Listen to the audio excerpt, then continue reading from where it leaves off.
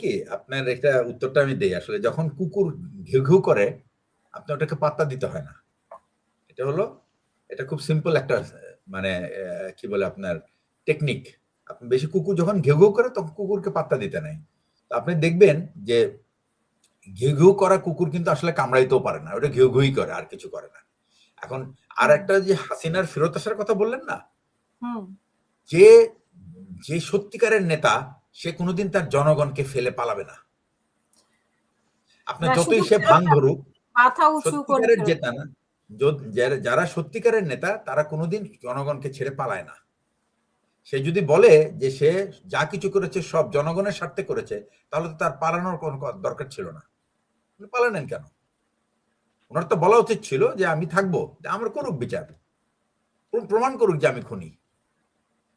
আসলে উনারা উনার তো এটা তো যার জিনে আছে পালানোটা। আপনি দেখেন ১-১১ সময় সে পালাই গেছে।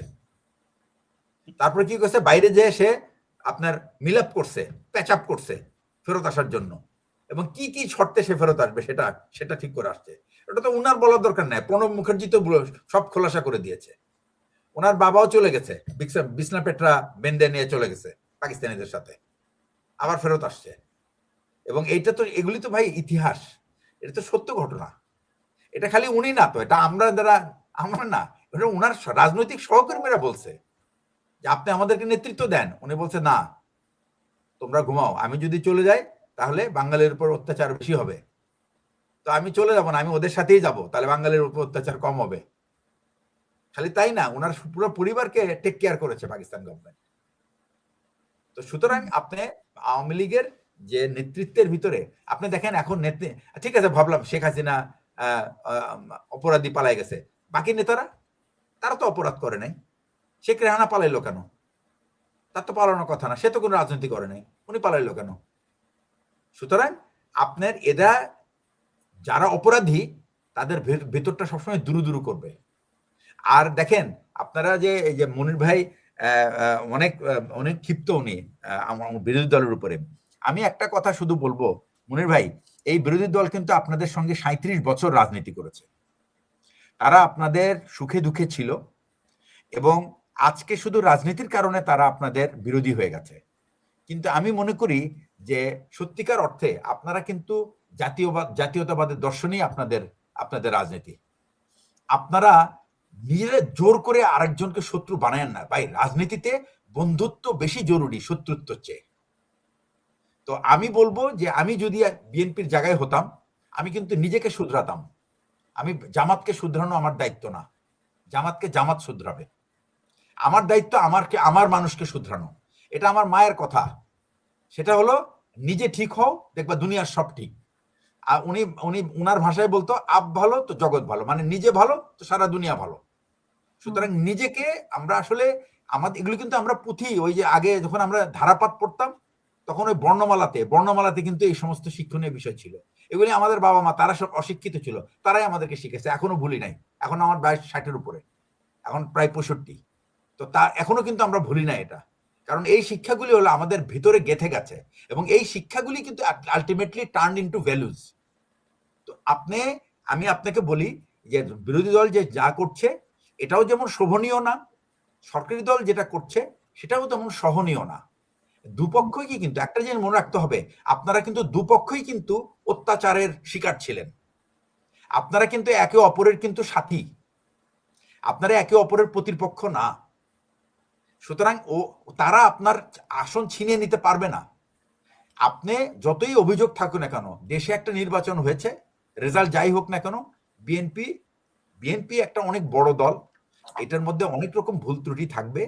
কিন্তু আমি মনে করি বিএনপির কাজ হলো নিজেদেরকে শোধরানো। আপনাদের টক্সিসিটি যেটা, আপনাদের যেটা ইমপিউরিটিস, এই ইমপিউরিটিসটা আপনাকে দূর করতে হবে আপনাদের নিজস্ব পদ্ধতিতে। এই জন্যই কিন্তু ১-১১ সফল হয় নাই, কারণ রাজনীতিবিদদেরকে যদি কেউ বাইরে থেকে শুধরাতে যায় তারা কোনোদিন শুধরাবে না।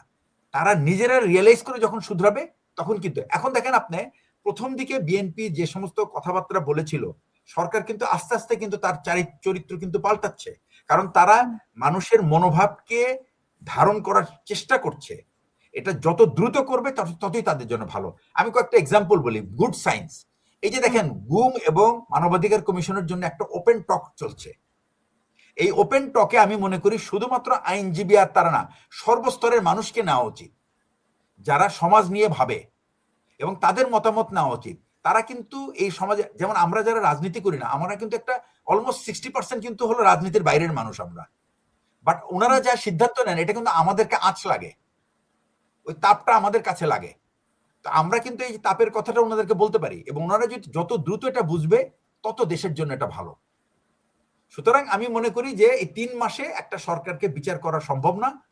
3 মাসে না, আমি মনে হয় 3 বছরে পরে আপনি সরকারকে বিচার করতে পারেন, তার আগে না। তবে আমি বলবো বিএনপিতে এখনো অগোছালো ভাব চলছে, এবং এই অগোছালো ভাবটাকে যত দ্রুত তারা গুছিয়ে ফেলবে এবং একটা ইউনিফাইড স্ট্র্যাটেজি ডেভেলপ করবে, ততই বিএনপির জন্য মঙ্গল। আর ভারতকে এত চিন্তা করার কোনো কারণ নাই, কারণ ভারতে যে সমস্ত, একটা জিনিসই খালি মনে রাখতে হবে, ভারতকে মেনে নিতে হবে যে বাংলাদেশ একটা রাষ্ট্র। মনে রাখবেন, সারা পৃথিবীতে রাষ্ট্র যত ছোটই হোক না কেন, it has the same status like a big country. ভারতের কোনো ভেটো পাওয়ার নাই, আমাদেরও নাই। সুতরাং we are on the same platform.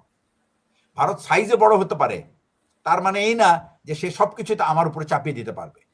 আমার দেশের মানুষ, দেখেন আপনি একটা এক্সাম্পল বলি, একটা ছোট দেশ কতটুকু শক্ত হলে তারা বিক্রম মিশ্রিকে, আপনার বালেন্দ্র শাহ বলে দিয়েছে দ্যাট আমি পররাষ্ট্র সচিবের সাথে রাষ্ট্রীয় বিষয়ে কথা বলবো না। উনি সৌজন্যবোধ দেখাতে আসতেছে, fine, no problem.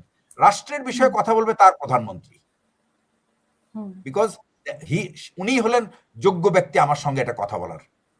Vikram Misri আমার সচিবের সাথে কথা বলবে তার যদি কিছু বলার থাকে, আমার সঙ্গে রাষ্ট্র বিষয় না। তো এটাই হলো কি, দেশ ছোট হতে পারে কিন্তু তার স্ট্যাটাস কিন্তু তার কিন্তু ওই এক ভোট, ভারতেরও একটাই ভোট জাতিসংঘে, 2টা ভোট ভারতের নাই, ঠিক আছে না?